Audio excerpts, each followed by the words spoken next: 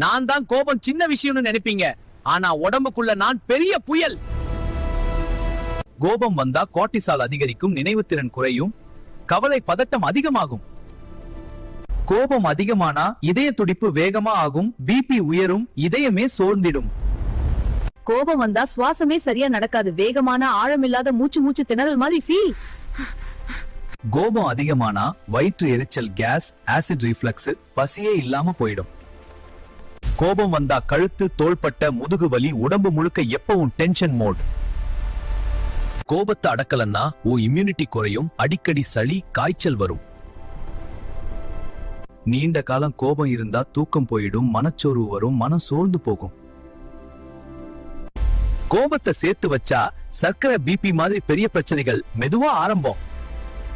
கோபம் வந்தா ஆழ்ந்த மூச்சு எடு, 10 வினாடி அமைதியா